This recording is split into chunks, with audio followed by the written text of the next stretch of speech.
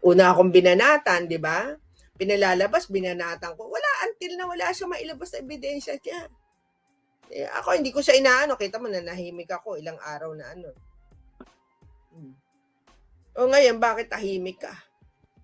Diba, sipag-sipag mo, sabi mo, aaraw-arawin mo kami. Yun na hinihintay namin. Kasi matapang ka, araw-arawin mo kami. Hindi ka namin pipigilan. Basta totoo lang sinasabi mo, sigurado ka, ha? Sigurado kang totoo mga sinasabi mo. Para hindi ka mabutasan. No? Lang. Kasi hindi ko naman kayo bibigyan ng time talaga na ano eh.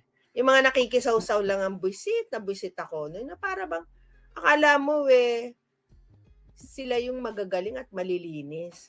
Tapos pagka kinumpronta mo, walang pinangalanan. Obvious common sense naman. Si tinagal-tagal mo ng chismosa dito sa SOCMED, hindi pa alam kung sino yung tinatapik sa taas.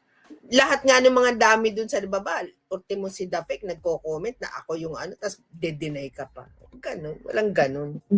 Tapos sabi niya, pakita raw ako ng suso at 15,000. May resibo ka? Kasi yun daw sinabi mo. Eh di ba dinenay mo na nga yun? Eh syempre Oo.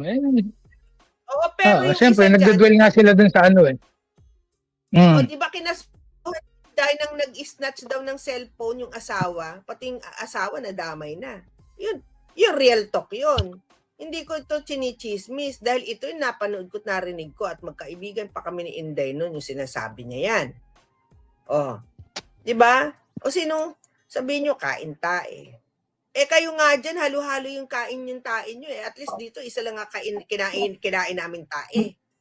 Diba sa inyo halo-halo? May tibe, may tubol, may mamasa-masa, may tubig, basta lahat ng klaseng tae nandyan, kainan na kayo. Di mas mabaho yun. Diba? Kayo ano dyan eh.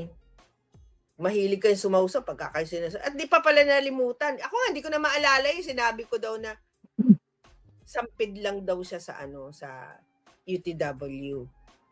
Ako daw original. FYI, hindi ko sinabing ako lang. Isa ako sa original. Kasi magkakausap kami noon ni na Mike doon sa GC mismo bago pa itayo yan dahil humingi pa ng permiso noon si Mike, no, Cervera sa grupo namin bago itayo yung UTW na yan. Kaya nasabi ko na isa ako sa original niyan. Totoo naman yun. Tapos dumami na kayo ng dumami. Diba? Ano namang masakit doon? Yun lang, offense ka na doon. Eh, yun naman talaga yung totoo. O, isa ako sa original doon.